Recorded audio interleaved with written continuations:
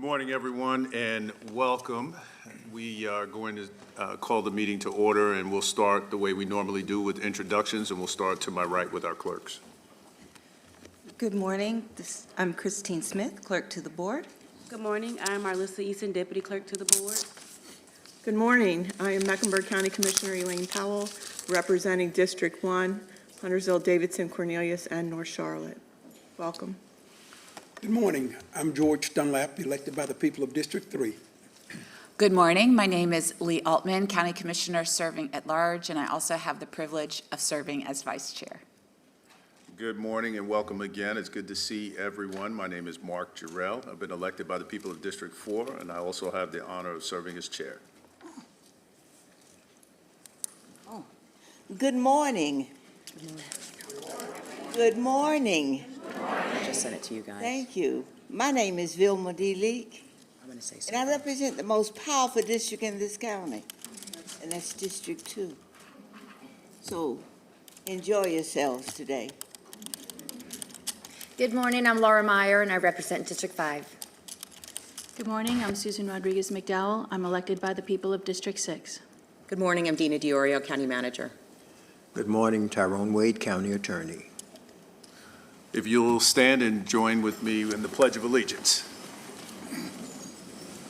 Pledge allegiance to the flag of the United States of America and to the republic for which it stands, one nation, under God, indivisible, with liberty and justice for all. All right, thank you. At this time, what we'll do is turn it over to our County Manager, Dina DiOrio. Thank you, Mr. Chair.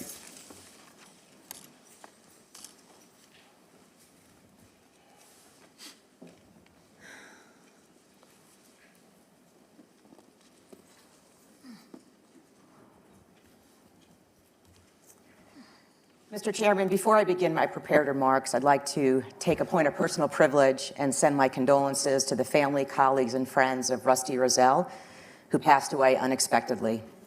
Rusty was a dedicated county employee for over 40 years, and his impact on this county and his community are immeasurable. He will be sorely missed, and I ask that you keep his family, colleagues, and friends in your thoughts and prayers. And with that, I'd like to ask for a moment of silence.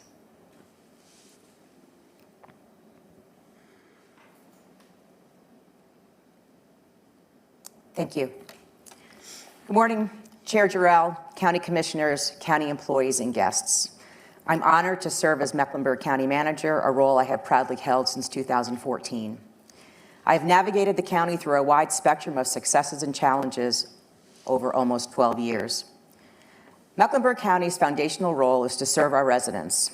We are essentially a human services organization with responsibilities mandated by the state, as well as county-driven services that work to improve the lives of our residents, especially those who need us the most. During my tenure, I've never shied away from the work that needs to be done or communicating what needs to be said for clarity, transparency, and understanding of the county's work.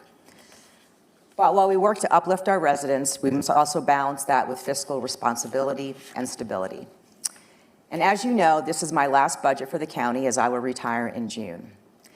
And you're not wrong if you thought I would have wanted an easy exit and an easy final budget cycle, but that is not how it's worked out for me.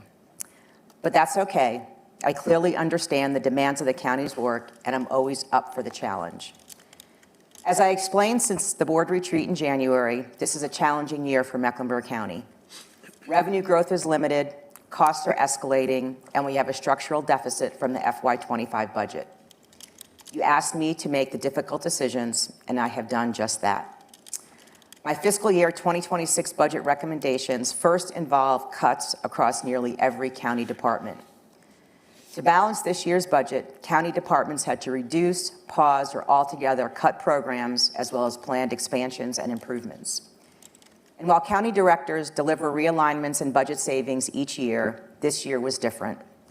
After 11 years of reductions and redirections totaling over $200 million, there is little excess in county departments. But in spite of that, department directors did what they always do. They stepped up. So this year, for the first time in that same 11 years, the budget reductions impact some of our nonprofit partners. But those choices are necessary so we can make sure the county maintains its strong financial position, not just this year, but for years to come. But despite those reductions, I want to be clear, there are no layoffs or reductions in force in my recommended budget. The overarching theme of this year's budget recommendation is that of protection and service. This budget's first priority is to protect the more than 6,000 county employees who serve our 1.2 million residents. This budget also protects many essential services for our residents, especially those who are the most vulnerable. The fiscal year 2026 budget is rooted in service to our community while maintaining our financial strength and security. But this isn't a budget of just cuts to the bottom line. I recommend plans for increases and expansions in very specific focus areas. I believe that even in difficult times, the county must find a way to continue to move forward. I will present my budget recommendation for fiscal year 2026 to you and our community. I will give you the highlights of the planned work and initiatives. I will also give you an update on the rolling capital improvement plan for the next cycle. And following my remarks, Adrienne Cox, Management and Budget Director, will follow up with a more detailed overview. It is a time of uncertainty for local governments across the country. We are facing potential and, in some respects, frightening changes in funding and policy. Modest growth in revenues is projected to continue again in 2026 at a rate slower than expenditures are growing, making tough choices necessary. After years of booming sales tax growth coming out of the pandemic, future sales tax revenues are projected to grow at levels less than 3% per year. That revenue forecast and the uncertainties on the horizon are key reasons that this budget does not rely on the use of county's fund balance for operating expenses. In order to protect the county, I want to make sure that fund balance is available should economic conditions significantly worsen. As part of the new rolling CIP process, we have updated our capital improvement plan to include projects slated to begin between fiscal year 2026 and fiscal year 2030. As part of the annual update, additional capital capacity was identified due to lower than expected borrowing activity and favorable interest rates compared to what was projected. 38 projects expected to cost $215 million were added to the capital plan, as well as an additional $133 million in funding for land acquisition, for a total of $150 million for land purchases over the next 5 years. Projects added include renovations and improvements to the county courthouse and upgrades at the Harris and Marankas campuses at Central Piedmont Community College. Also planned is a new Thomasboro branch library, renovation of the Allegra Westbrook Library branch, and a new East Charlotte Park and 3 Greenway projects. The CIP will also include several green energy projects, including electric vehicle charging stations, rooftop solar panels, and energy efficiency building improvements in line with the county's Environmental Leadership Action Plan. The recommended operating budget for fiscal year 2026 totals $2.5 billion, an increase of $39 million or 1.6% over the prior year. As always, my work is guided by the board's priorities, and this year you've articulated them as education, economic development, environmental stewardship, health equity and wellness, senior services, and workforce development. And I will highlight some of the strategic initiatives in your priority areas. Education has been an ongoing and foundational priority for the board and the residents of Mecklenburg County. We continue our unwavering commitment to Charlotte-Mecklenburg schools. Superintendent Dr. Crystal Hill has charted a new course for CMS and its path to excellence for our students. She has provided transparency, accountability, and commitment to the relationship with the county. I want to thank her for her partnership and the incredible impact she has had on the children of our community. I am recommending full funding of CMS at its requested increase of $28 million. 93% of the increase will be invested in employee compensation. $9.9 million will be used for locally funded salaries to match state increases, as well as the increased cost of benefits. $8.3 million will be used to address below-market salaries and increase compensation relative to years of service. $8.1 million will increase the county's local teacher supplement by an average of 5%. The compensation strategy deployed by CMS has already paid dividends. Attrition rates have declined by over 4% in just 1 year. In addition, $2 million will be used for technology to make sure every student has access to a device for learning. The total county commitment to CMS is $699 million, which is an increase of $38 million.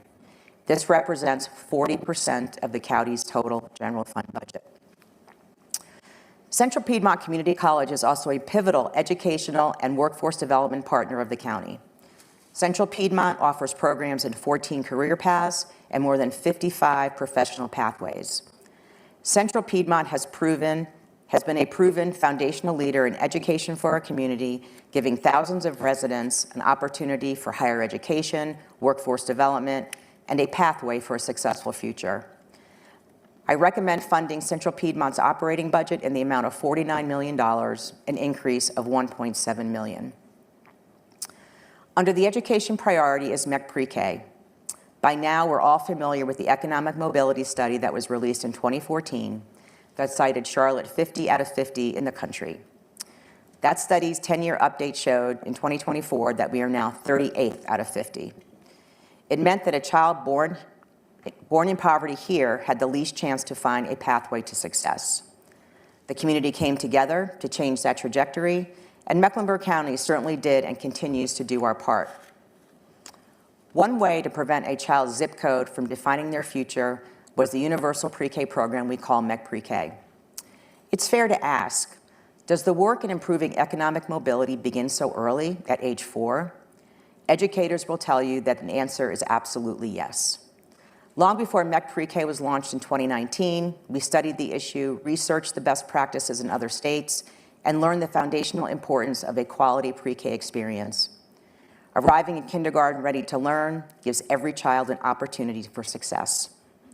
And as you know, studies have shown how the early years can impact a student's performance in middle and high school.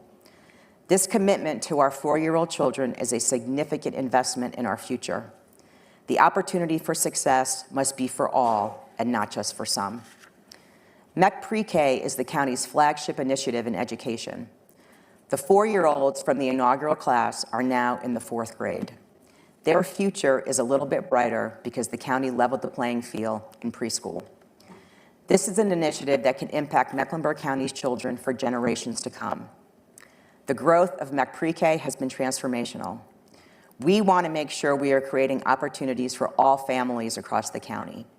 And we are now ready to strategically broaden the MEC Pre-K program and increase access to more families so their 4-year-old children will have an equal chance for future success.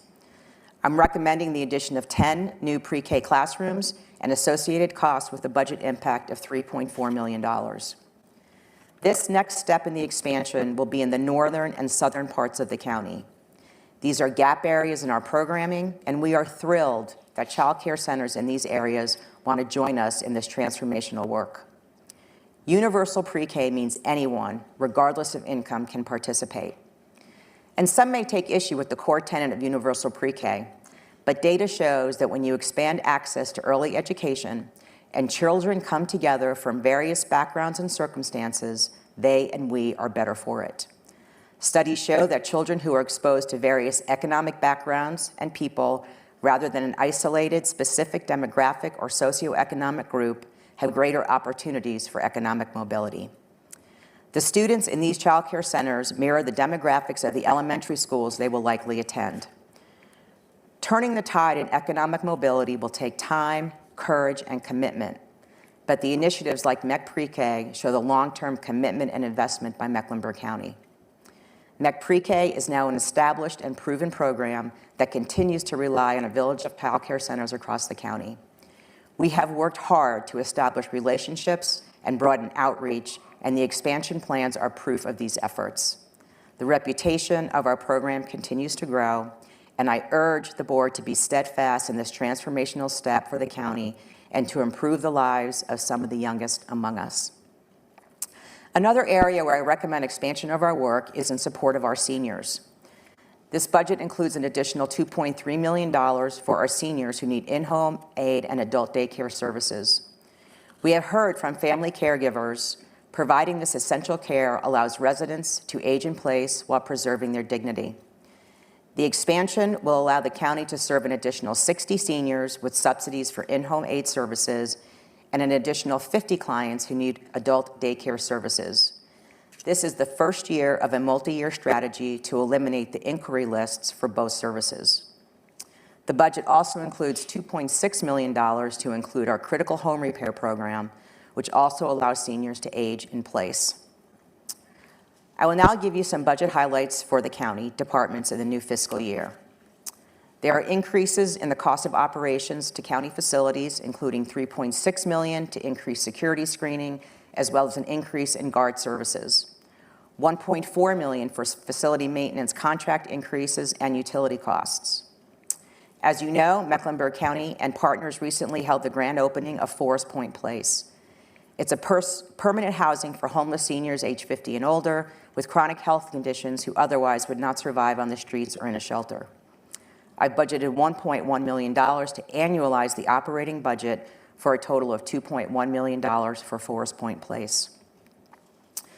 The county's medic system is a lifeline for our residents, but it's an organization that's had its challenges, especially through the pandemic when staffing reached critical shortages. The county, along with MEDIC and our workforce development partner, Central Piedmont, created pathways for educating and training new staff. We now have a staffing pipeline that we can rely on. But in recent years, Mecklenburg County has grown tremendously, as have the number of calls for service to MEDIC.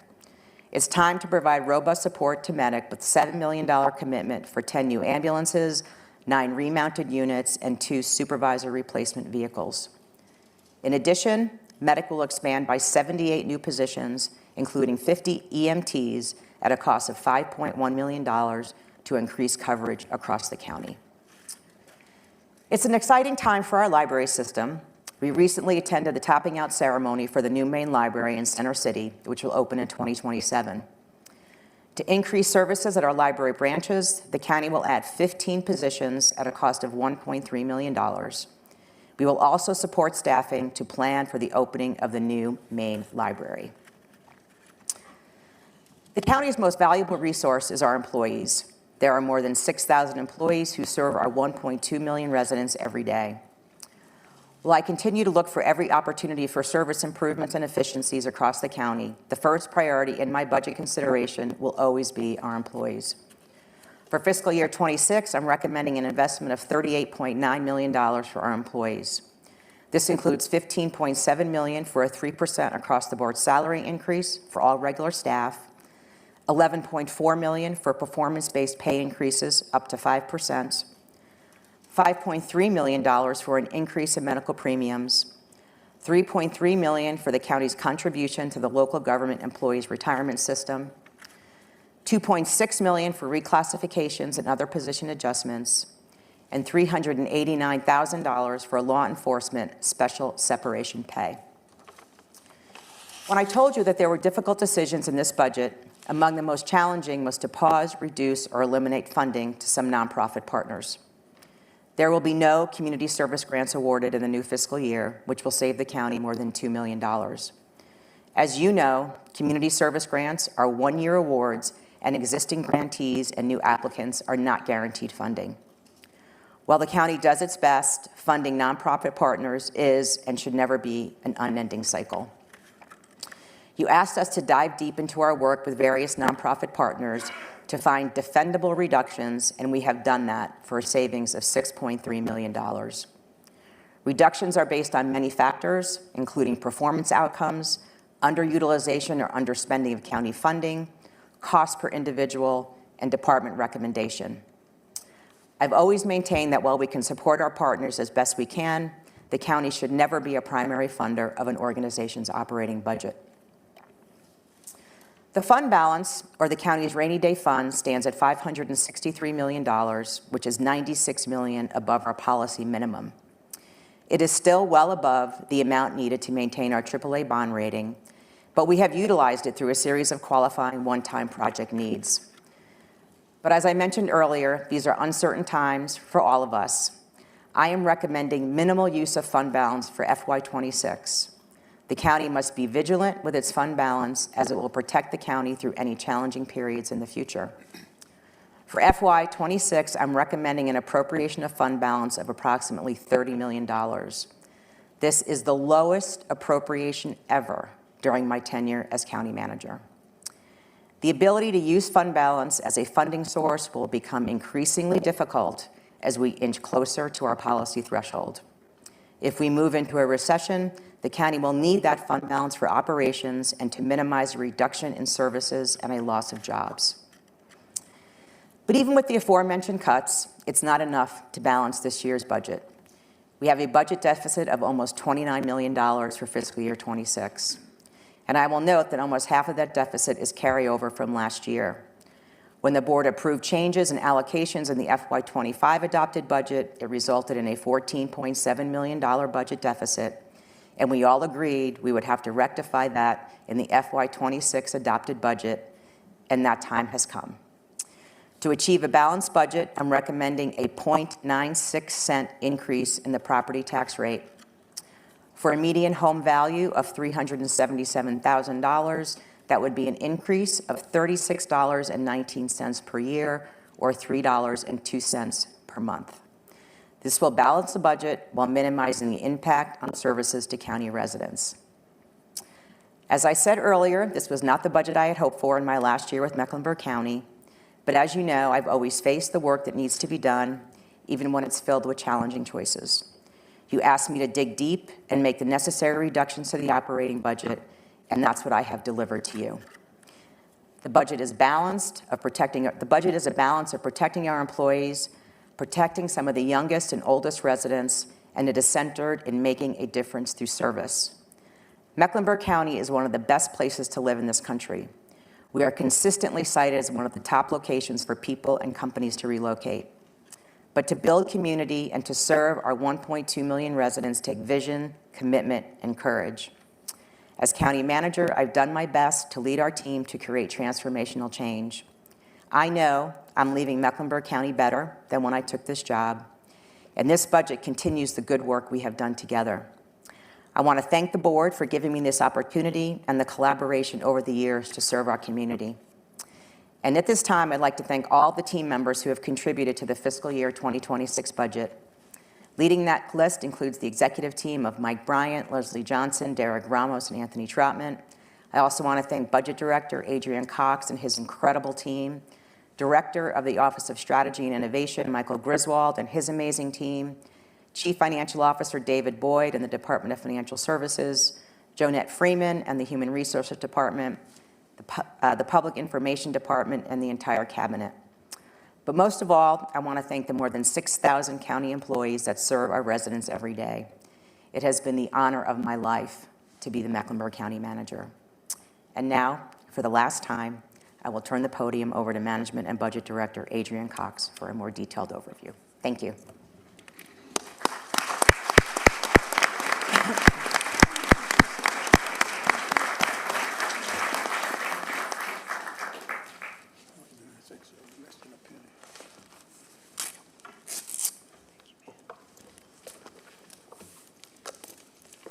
Thank you, County. Thank you, County Manager DiOrio. Good morning, Chairman Jarrell, members of the board, and everyone in attendance.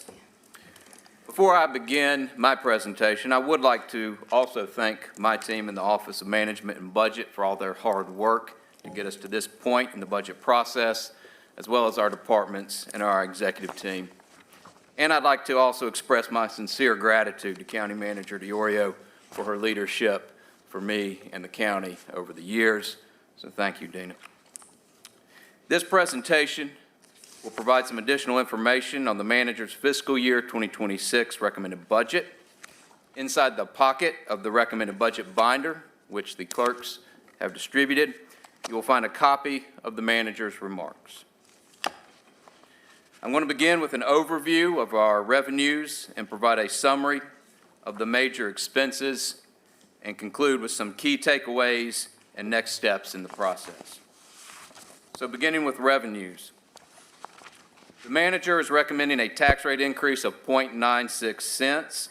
The chart on this slide shows our general fund county dollar growth for the last 4 fiscal years and our estimated growth for fiscal year 2026 without the recommended tax rate increase. Without the recommended rate increase, general fund county dollars are expected to increase by $41 million or 2.9%. County dollars refers to the revenues that the board has complete control over and are largely made up of property tax and undesignated sales tax. For fiscal year 2025, the board appropriated fund balance to close a budget gap and to defer a proposed tax increase. This year, the revenue growth is even lower than in fiscal year 2025.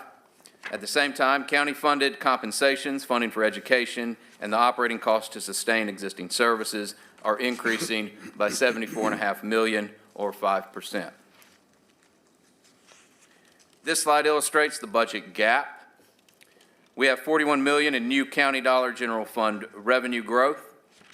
There is $31.6 million in county dollar funded compensation increases.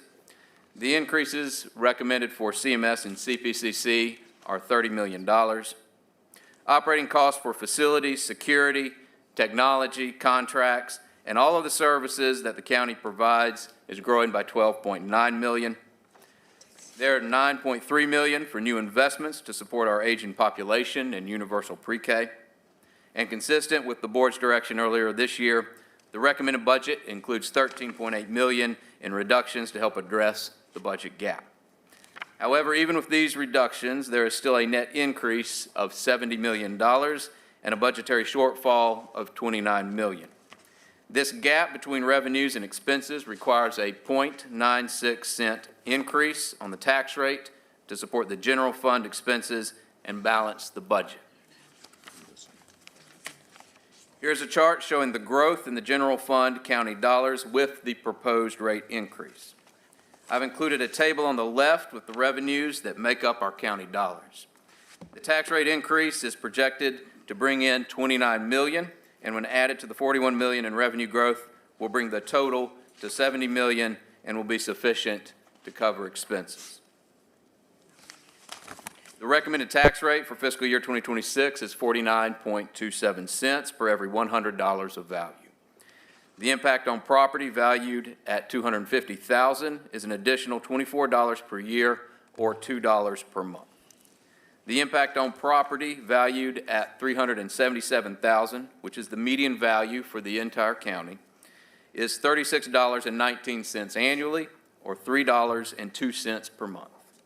And for property that is valued at $600,000, the annual impact would be an increase of $57.60 or $4.80 per month.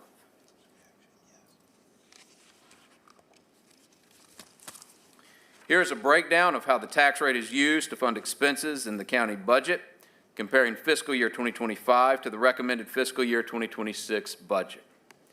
Out of the current tax rate of 48.31 cents, 21.66 supports CMS operating budget. 15.08 supports the county services and other partners, and 11.57 goes to our debt service fund for capital facilities for the county, CMS, and for CPCC. Out of the 0.96 cent increase, 4.6 cents would support CMS, and half a cent would support the county and other partners. There is no property tax increase recommended for the debt service fund for fiscal year 2026. So now shifting to expenses and beginning with CMS. The manager's recommended budget includes $666 million in funding for CMS for operations, which is an increase of $28 million or 4.4%. $33 million is recommended to fund capital maintenance, which includes an increase in ongoing funding of $2.2 million to address growing maintenance needs and $7.8 million in one-time fund balance. The recommended budget fully funds the budget request from CMS. For Central Piedmont, the manager's recommended budget includes $49 million for operating, an increase of $1.7 million or 3.6%. The manager is also recommending $3.8 million for capital maintenance projects.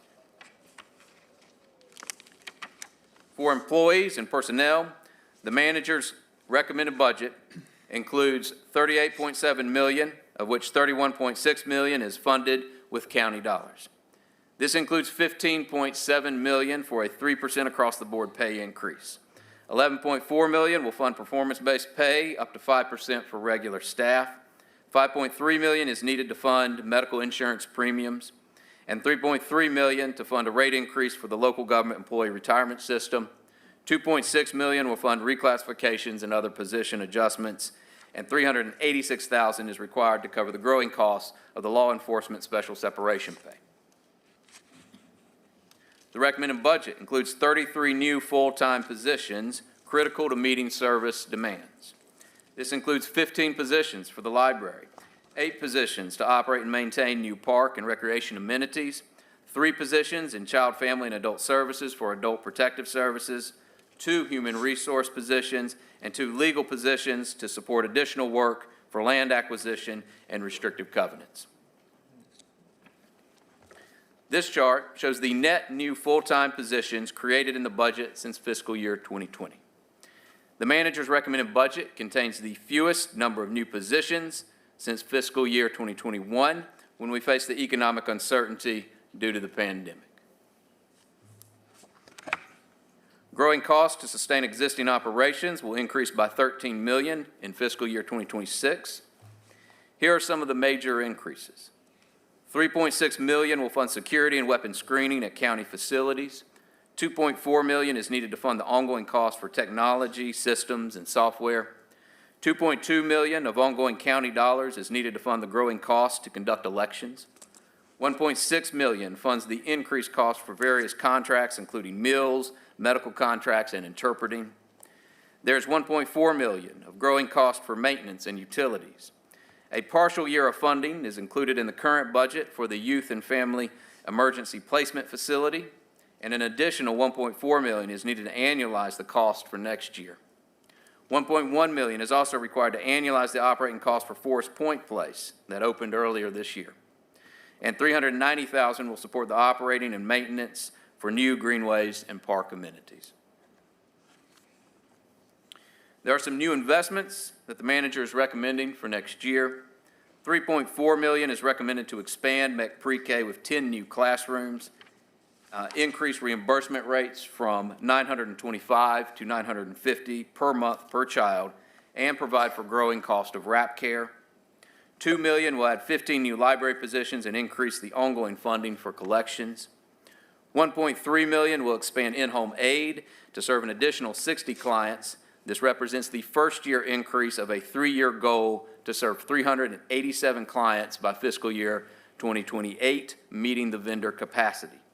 $1 million is also recommended to expand adult daycare by an additional 50 clients, with the goal of adding additional clients in fiscal year 2027 to reach the total inquiry list of 266 within 2 years.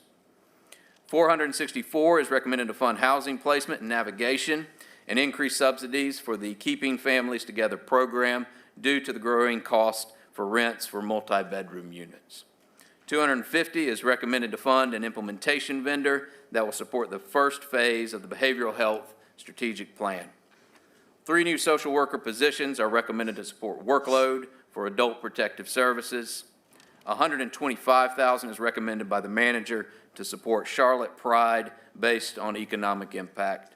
And $125,000 for ongoing support is recommended for the Three Sisters Market. At our annual retreat earlier this year, the board directed the manager to review the budget for reductions to help minimize the impact on the tax rate. The recommended budget includes $13.8 million in reductions, with 58 separate reductions across 25 departments. In making these recommendations, county staff reviewed several factors, including performance data, funding utilization, alignment with budget priorities, cost per individual served, the discretionary nature of the service, the populations being served, and whether other options are available to provide the service. Reductions were also informed by recommendations from our departments. And in the pocket of the budget book, we have included some more details about these reductions. In addition to county dollars, the manager is also recommending $30 million in one-time expenses funded with fund balance. This includes $7.9 million to support Medic with 10 ambulances, 9 remount units, 2 supervisor vehicles, and technology. This funding will fully fund Medic's request and will provide the capital needed to enable Medic to expand their headcount by 78 positions across multiple classifications. $7.8 million is recommended for CMS capital.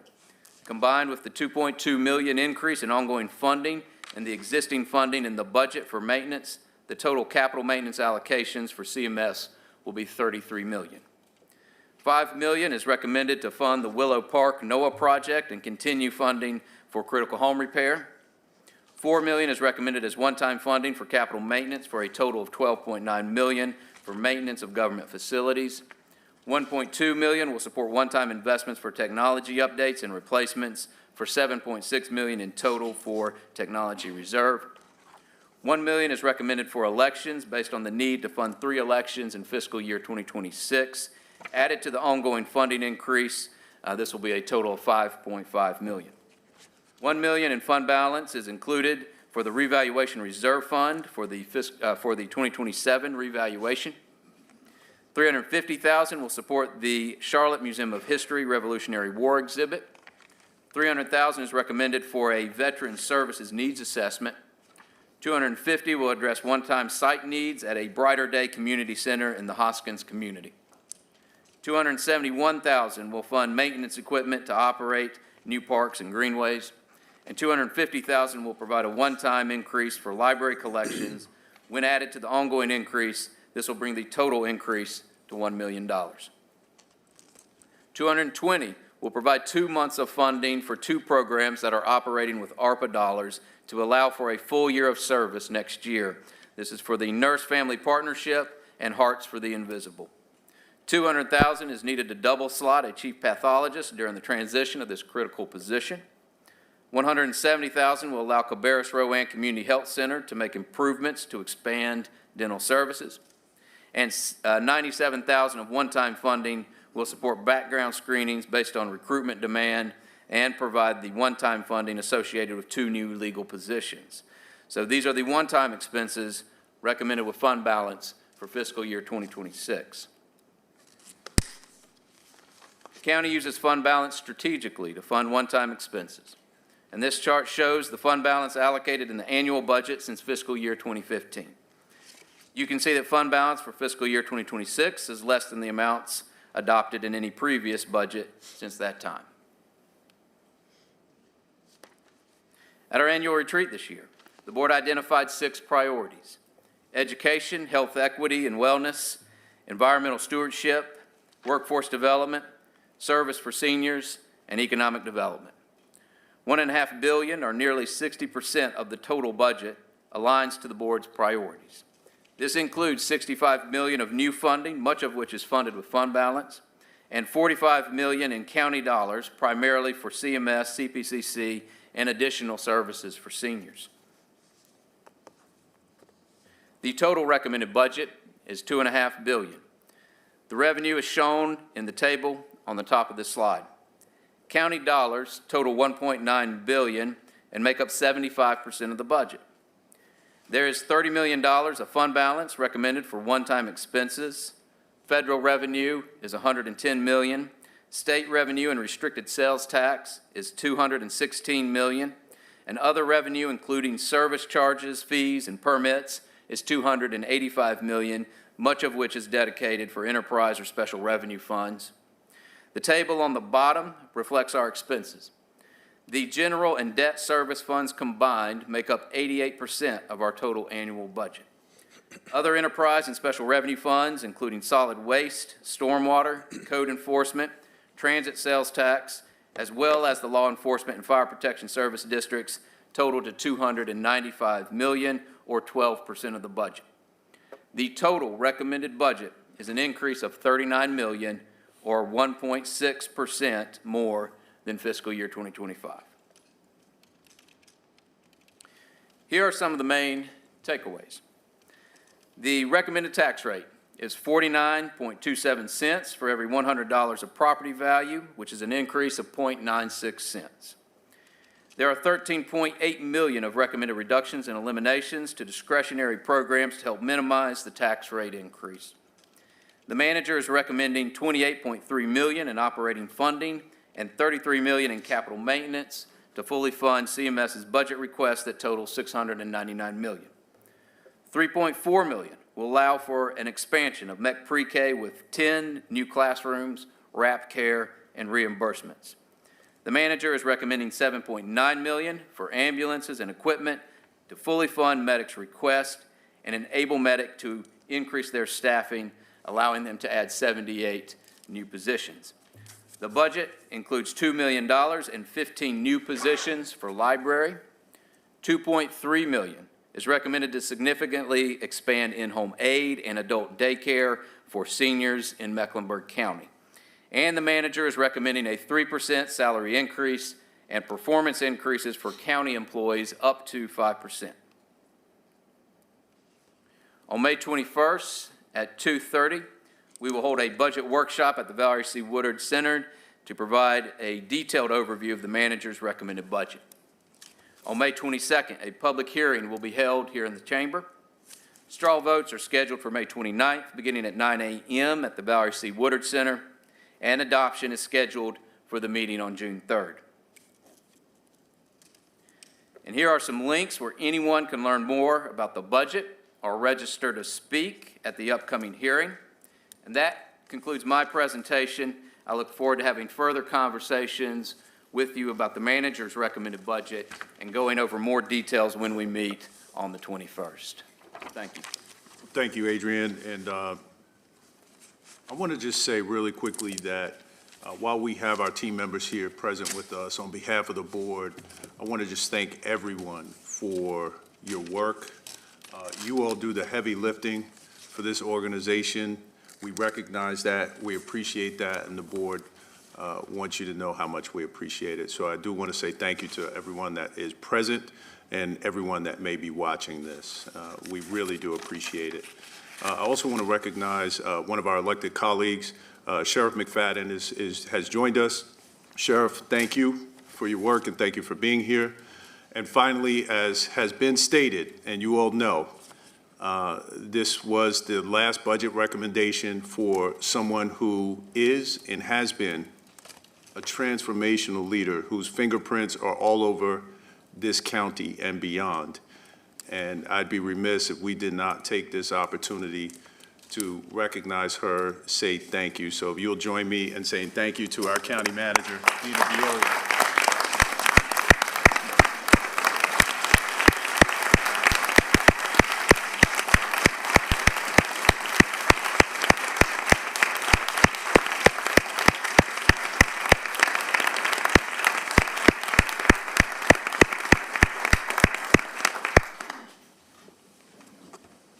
I think that could have gone on for 5 minutes if we wanted to, but so with that being said, again, thank you to the executive team, the budget team, and all your work for this. Now the board will take it from here, and we've got a lot of work to do, and with that, I'll entertain a motion to adjourn. So moved, Mr. Chairman. Moved and seconded.